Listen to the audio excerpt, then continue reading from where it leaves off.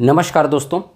देखिए, आज के वीडियो में हम लोग जो बैंकिंग वाला पार्ट कवर कर रहे थे उसी का आज थर्ड वीडियो है। हम लोग जहां से कल ख़त्म किए थे वहीं से आज स्टार्ट करेंगे, जिसमें हम लोग आज रीजनल रूरल बैंक जो है वो वाला टॉपिक कवर करेंगे। और उसके बाद जो गैर बैंकिंग वित्तीय संस्थान हैं, जो मैं आपको पहली क्लास में चार्ट बताया था, उसी सीक्वेंस में हम लोग चलते जा रहे हैं। तो हम लोग का दो चीज़ बचा है, एक तो आपका रीजनल रूरल बैंक और उसके बाद दूसरा चीज़ बचा है आपका गैर बैंकिंग वित्तीय संस्थान। वो जो नाबार्ड वाला पोर्शन था और unit trust of India UTI वाला हिस्सा था, वो सब हिस्सा जो है आप लोग का बचा हुआ है। तो आज के वीडियो में वो हो जाएगा। उसके अतिरिक्त मैं आपका बैंकिंग सिस्टम से रिलेटेड जितने डाटाज हैं, है ना, जितने भी डाटा हैं वो सब आपको आज के वीडियो में कवर करवा दूंगा। ठीक है, तो मुझे उम्मीद है कि आपको आज का वीडियो अच्छा लगेगा। अगर आप लोग को वीडियो अच्छा लगे तो वीडियो को ज़रूर लाइक करिए, कमेंट करिए, ज़्यादा से ज़्यादा शेयर करिए और चैनल को सब्सक्राइब करिए। आप लोग शेयर नहीं कर रहे हैं, आप लोग ज़्यादा से ज़्यादा लोगों तक शेयर कीजिए, तभी जो सब्सक्रिप्शन है, जो सब्सक्राइबर की संख्या है वो बढ़ेगी। ठीक है, और मुझे ज़्यादा से ज़्यादा सपोर्ट मिल पाएगा और मैं भी आप लोग के लिए अच्छे कंटेंट अवेलेबल करा पाऊँगा। ठीक है, तो आप लोग उन चीज़ों को समझिए और अच्छे से नोट्स अपना बनाते चलिए और चीज़ों को जो बता रहा हूँ उसको नोट करते चलिए। ठीक है, तो आज का वीडियो हम लोग स्टार्ट करते हैं। उसके अलावा कल जो मैं बताया था, एक चीज़ है जो मैं यहाँ पर आप लोग को लिख के बताया था कि सबसे ज़्यादा जो एरिया कवर करता है ना, वो कृषि साख समिति बताया था। कौन से जिला के अंतर्गत जो सहकारी बैंक बताया था, 6 ठो सहकारी बैंक है। 6 ठो सहकारी बैंक में रायपुर जो है वो सबसे ज़्यादा एरिया कवर करता है और सबसे कम क्या बताया था, राजनांदगांव। तो सबसे ज़्यादा एरिया कवर करने वाला क्या होगा, जगदलपुर होगा, क्योंकि जगदलपुर जो है वो 6 जिलों, पूरा 7 जिलों को कवर करता है। ठीक है ना, तो सबसे ज़्यादा एरिया को कवर करने वाला जो सबसे बड़ा सहकारी बैंक होगा, है ना, जो सबसे ज़्यादा एरिया को कवर करता है वो क्या आएगा, जगदलपुर आएगा। और सबसे कम जो एरिया को कवर करता है वो क्या आएगा आपका,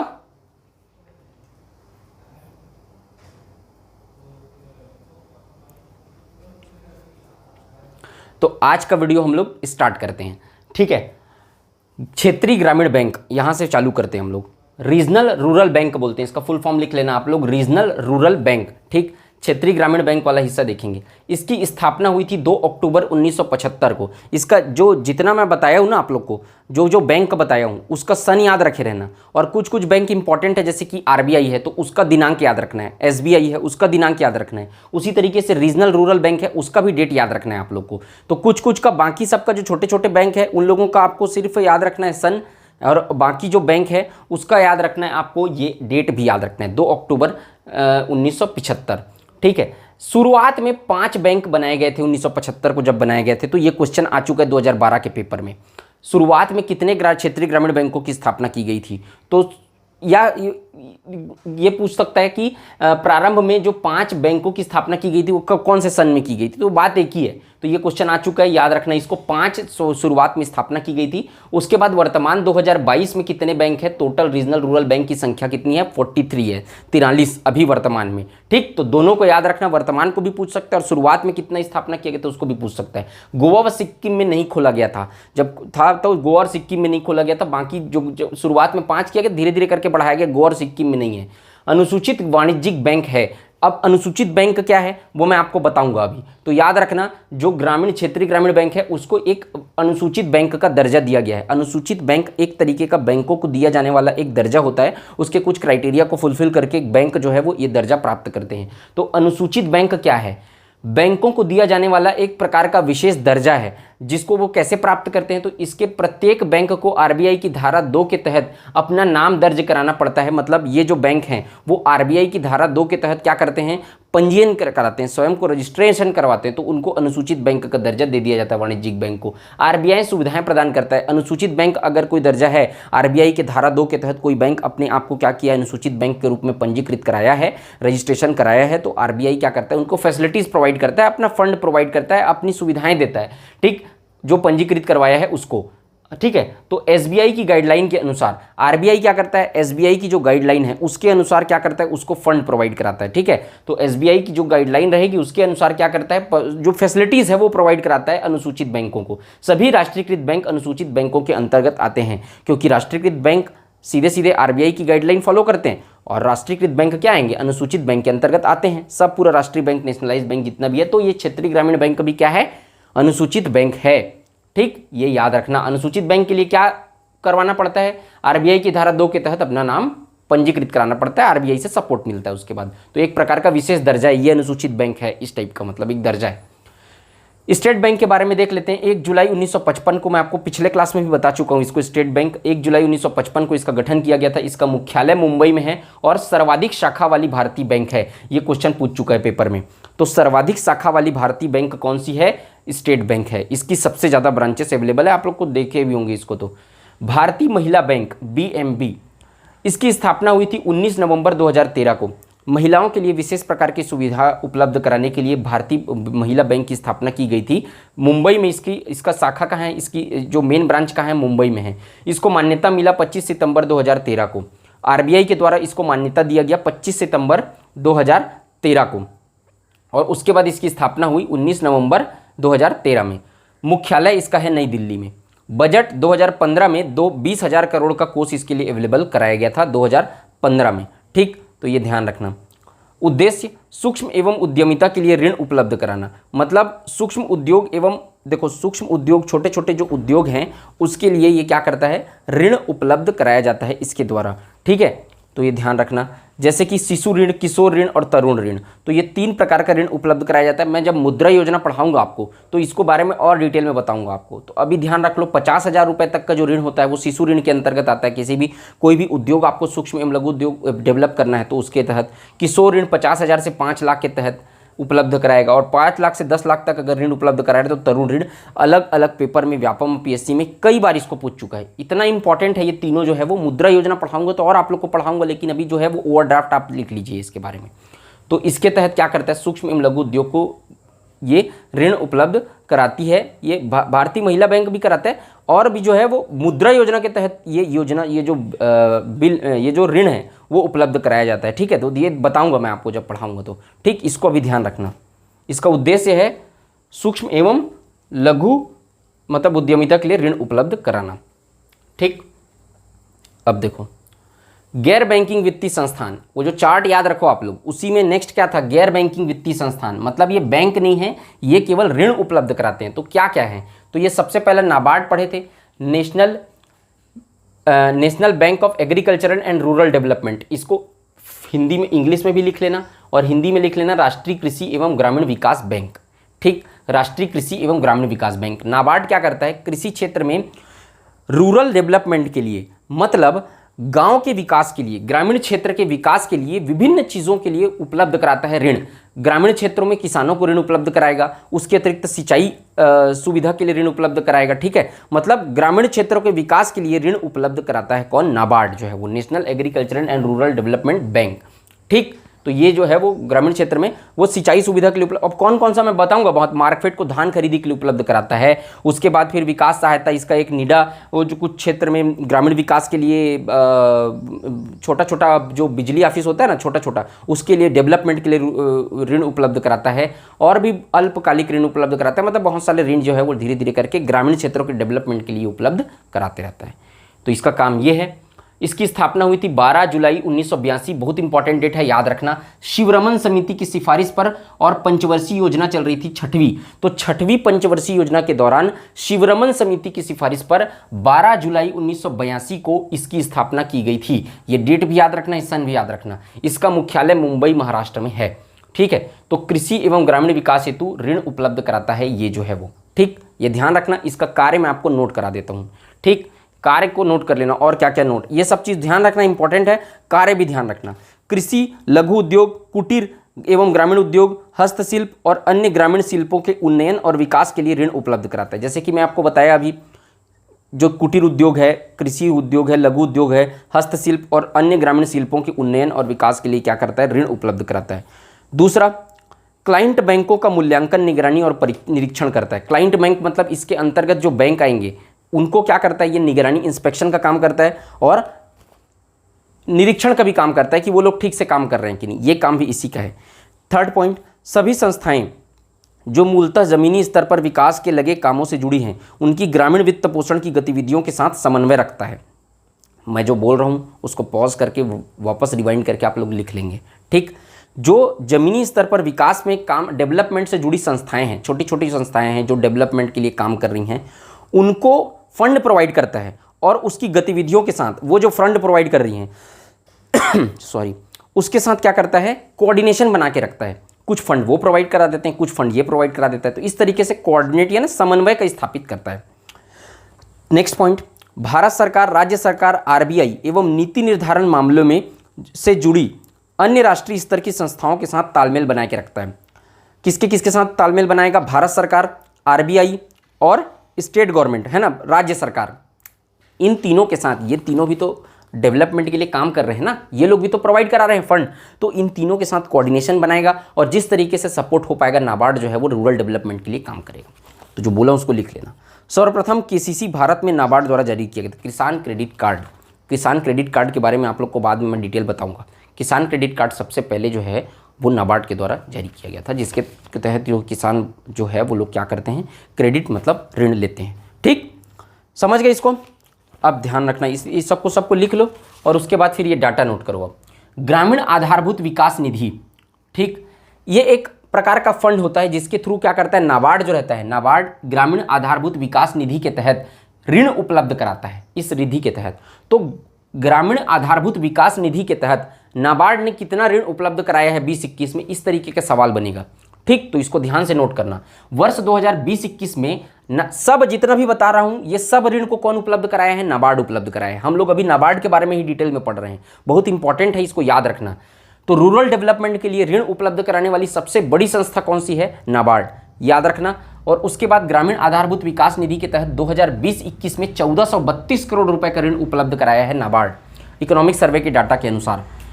ग्रामीण सड़क के लिए ये 1432 करोड़ में से ग्रामीण सड़क के लिए 237.21 करोड़ रुपए, लघु सिंचाई के लिए ग्रामीण क्षेत्र में 119.23 करोड़ रुपए का, और 40,000 सौर पंप के लिए, जो सोलर पंप लगे होते हैं ना खेत में उनके लिए 854.11 करोड़ रुपए का ऋण उपलब्ध कराया है नाबार्ड। कोविड-19 प्रबंधन और जो हेल्थ सेक्टर है उसके डेवलपमेंट के लिए कितना ऋण उपलब्ध कराया है? 138.36 करोड़ का ऋण उपलब्ध कराया है। 31 मार्च 2021 तक थोड़ा अपडेट कर लेते हैं, ये कहाँ है? वर्ष 2020-21 का डाटा है।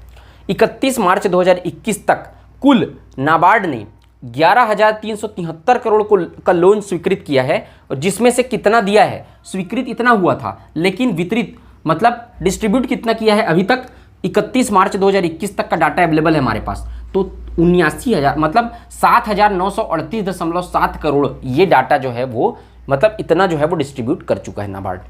सबको नोट कर लेना, इसमें से कुछ भी आ सकता है। सबसे ज़्यादा इंपॉर्टेंट ये है, मेन वाला जो है इंपॉर्टेंट है, बाकी छोटे छोटे जो परियोजनाओं में जो अलग अलग किया है उसको आने का संभावना कम है, लेकिन मैं आपको जो चीज़ें हैं वो पूरी उपलब्ध करा दे रहा हूँ, आप लोग अपने हिसाब से पढ़ लेना उसको।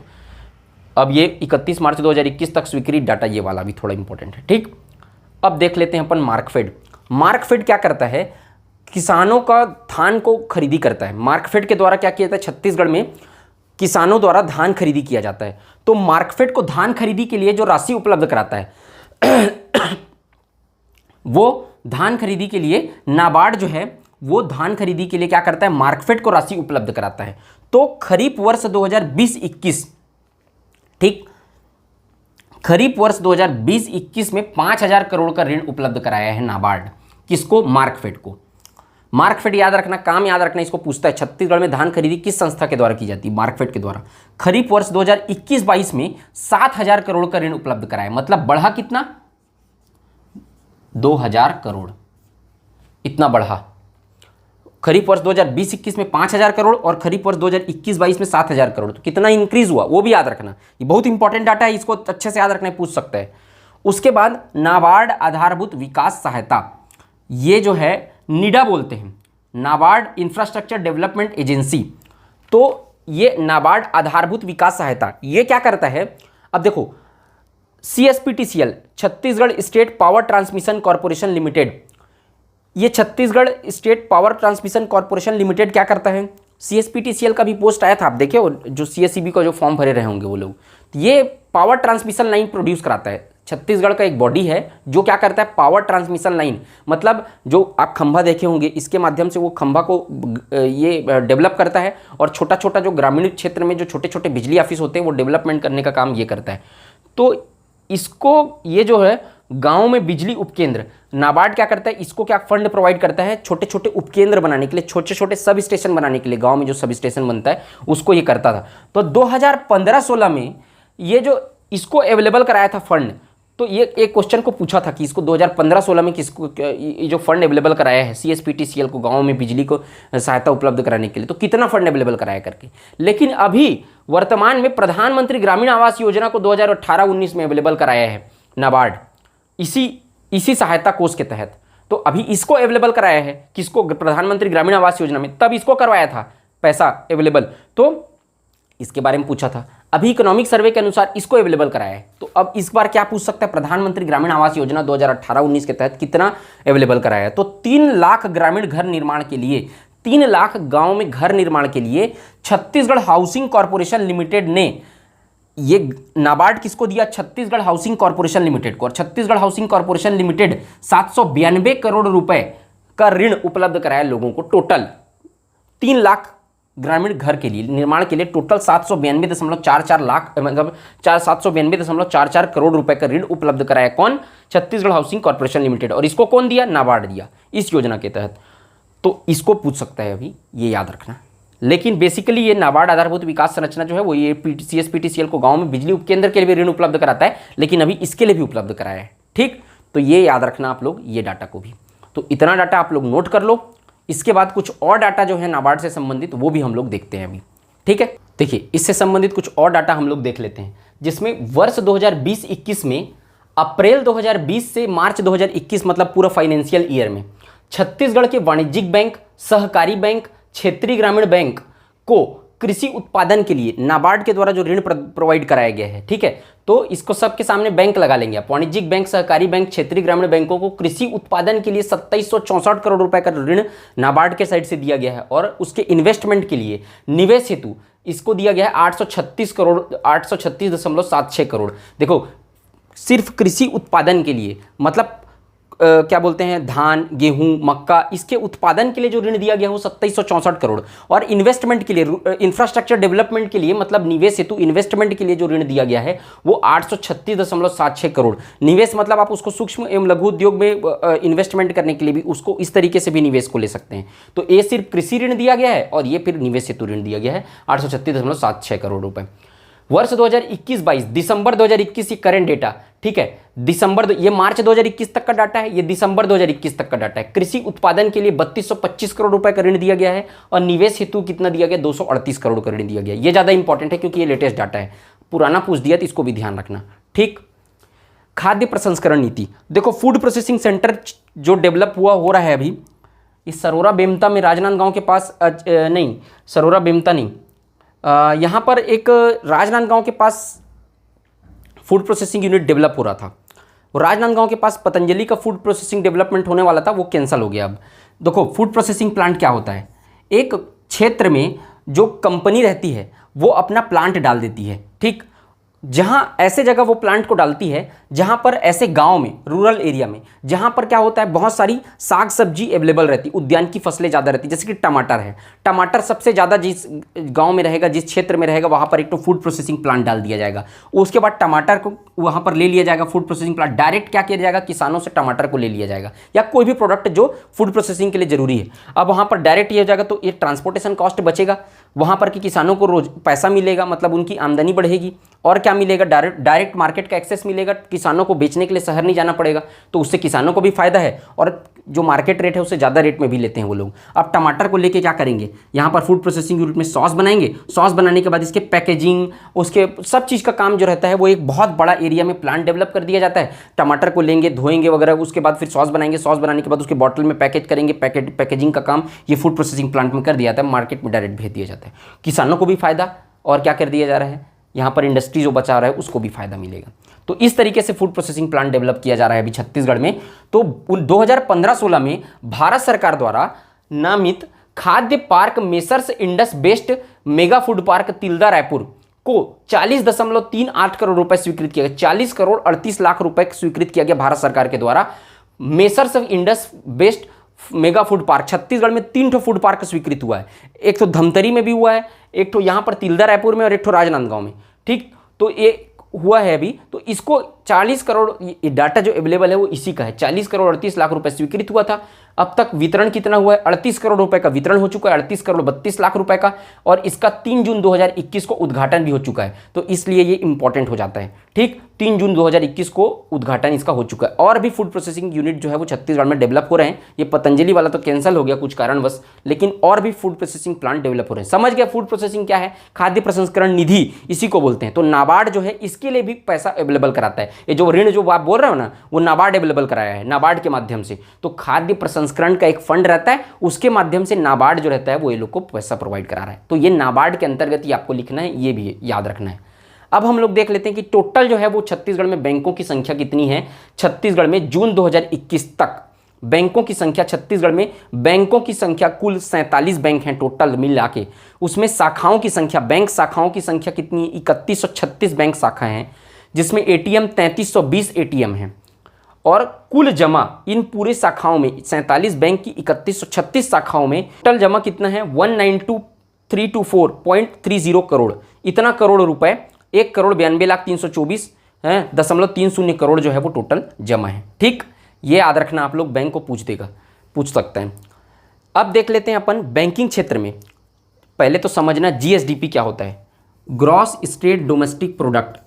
एक राज्य के भीतर, एक राज्य की सीमा के भीतर कुल उत्पादित वस्तु और सेवा का मूल्य, जैसे कि जीडीपी क्या होता है? एक पर्टिकुलर देश में, देश के भीतर, सीमा के भीतर, एक पर्टिकुलर देश की सीमा के भीतर उत्पादित कुल वस्तुओं का मूल्य क्या कहलाता है? जीडीपी। तो gross domestic product, gross state domestic product, तो ये जो डेफिनेशन रहेगा वो सेम रहेगा, लेकिन स्टेट के भीतर जो, तो जैसे कि इसमें देश का डेवलपमेंट चेक करता है जीडीपी से, जीएसडीपी से किसका? स्टेट का डेवलपमेंट चेक होता है। तो एक राज्य की सीमा के भीतर जितने वस्तु और सेवाओं का मूल्य है, उत्पादित वस्तु और सेवाओं का मूल्य, वो जीएसडीपी कहलाता है। तो बैंकिंग क्षेत्र में स्थिर भाव को लेते हैं अभी 2011-12 के हिसाब से, स्थिर भाव 2011-12 के हिसाब से बैंकिंग क्षेत्र का जीएसडीपी में योगदान कितना है? 3.78%। ठीक, याद रखना, बैंकिंग क्षेत्र में भी वर्तमान 2021-22 के इकोनॉमिक सर्वे के अनुसार, और वृद्धि कितना हुआ है? 3.40% हुआ है। योगदान 3.78% और 3.40% उसमें वृद्धि हुआ है। इसकी प्रवृत्ति कैसी है बैंकिंग क्षेत्र की? तो बढ़ने की प्रवृत्ति है, लगातार इंक्रीज हो रहा है। जीएसडीपी में बैंकिंग क्षेत्र का योगदान लगातार बढ़ता जा रहा है। ये योगदान को भी पूछता है, तो इसको भी ध्यान में रखना। ठीक, अब मैं आपको बता रहा हूं वर्ष 2021-22 में कि जीएसडीपी स्थिर भाव ना, स्थिर भाव मतलब 2011-12 के अनुसार बैंकिंग क्षेत्र का योगदान लाख रुपए में, ये तो परसेंटेज में योगदान बता दिया आपको मैं, 3.78%, लाख में 8,71,619 रुपए का योगदान है बैंकिंग क्षेत्र का जीएसडीपी में, 8,71,619 रुपए। इसको भी नोट करके रखना। अब अपन थोड़ा सा देख लेते हैं मॉनेटरी पॉलिसी, मौद्रिक नीति जिसको बोलते हैं ना, मैं आपको बताया था, मैं बताऊंगा करके आरबीआई का। मौद्रिक नीति क्या होता है? Bank rate, repo rate, CRR और एसएलआर, 4 चीज पढ़ना है। इसी को रेगुलेट करने का काम करता है, इसको बनाता कौन है? आरबीआई करता है, reserve bank of India, monetary policy को। तो बैंक रेट क्या होता है? बैंक रेट, आरबीआई जो वाणिज्यिक बैंकों को एक निश्चित समय के लिए जिस दर पर ऋण देता है, आप लोग को पूरा लिखना है, मैं यहां पर शॉर्ट में लिखा हूं। रिजर्व बैंक ऑफ इंडिया वाणिज्यिक बैंकों को एक निश्चित समय के लिए जिस दर पर ऋण उपलब्ध कराता है उसको कहते हैं बैंक रेट। क्लियर? दूसरा है रेपो रेट। रेपो रेट जो आरबीआई वाणिज्यिक बैंकों को शॉर्ट टाइम के लिए, अल्प समय के लिए जिस दर पर ऋण उपलब्ध कराता है उसको कहते हैं रेपो रेट। देखो, बाकी जो बैंक रहते हैं उस पर आप पैसा जमा करते हैं, उससे आपको ऋण मिलता है, वो लोग भी तो ऋण लेते हैं आरबीआई से। तो आरबीआई अगर कहीं एक निश्चित समय सीमा के लिए बैंकों को ऋण उपलब्ध कराता है, वाणिज्यिक बैंकों को, तो वो बैंक रेट कहलाता है। लेकिन आरबीआई अगर कहीं अल्प समय के लिए ऋण उपलब्ध कराता है, वो कहलाता है repo rate. Cash reserve ratio, CRR, RBI अनुसूचित बैंकों की कुल जमा का एक निश्चित भाग अपने पास रखता है। देखो, अनुसूचित बैंक में आप लोग को बताया क्या होता है, तो उस बैंक में कुल जमा है, जैसे कि 10,000 करोड़ रुपए जमा है, तो उस जमा का एक निश्चित रेशियो है ना, एक निश्चित भाग आरबीआई अपने पास जमा रखता है। तभी तो आरबीआई अपनी फैसिलिटीज उस बैंकों को देता है। और उसके बाद जब बैंक को अगर कोई दिक्कत होता है तो आरबीआई क्या करता है? उसको फंड प्रोवाइड करता है। तो क्यों करता है? क्योंकि एक निश्चित हिस्सा जो है वो बैंक लोग जो है वो आरबीआई के पास जमा रखते हैं। तो कैश रिजर्व रेशियो क्या होता है? आरबीआई अनुसूचित बैंकों का एक निश्चित भाग अपने पास जमा रखवाते हैं, उसी को कहते हैं कैश रिजर्व रेशियो।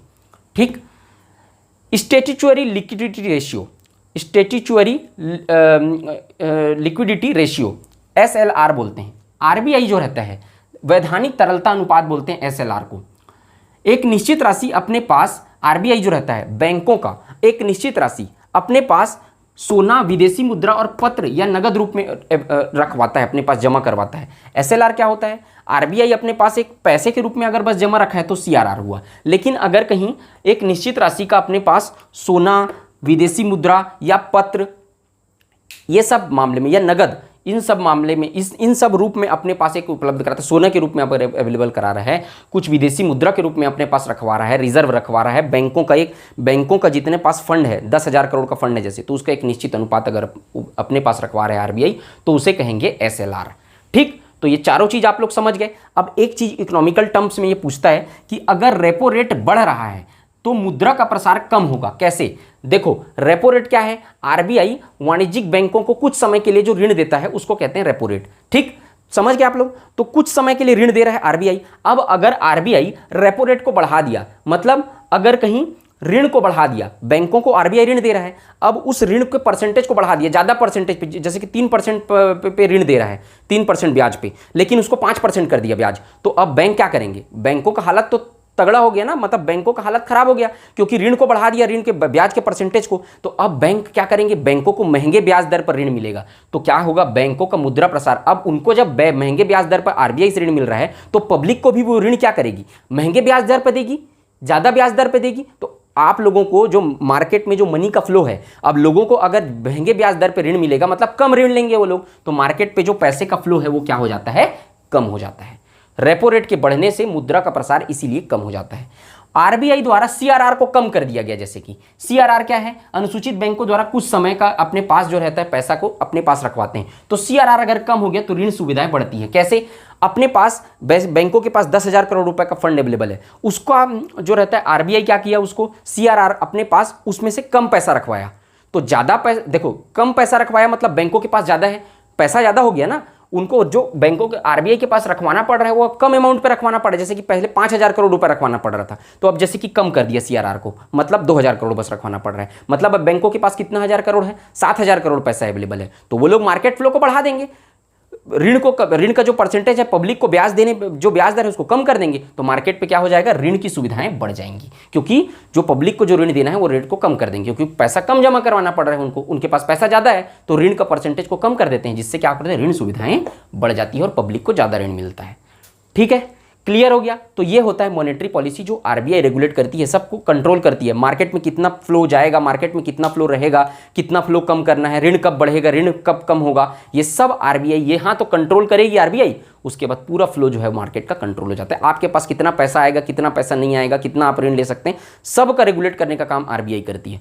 ये सब इकोनॉमिक्स टर्म्स हैं, तब भी मैं इसको, रिक्वायरमेंट इसका नहीं था इसमें, फिर भी आप लोग को समझा दिया ताकि बैंकिंग सिस्टम आपको पूरी तरीके से अच्छे से क्लियर हो जाए। अगर इससे संबंधित कुछ चीज़ आती है तो आप लोग को क्लियर रहे करके। अब यहाँ पर हम लोग का बैंकिंग सिस्टम पूरा तरीके से खत्म होता है।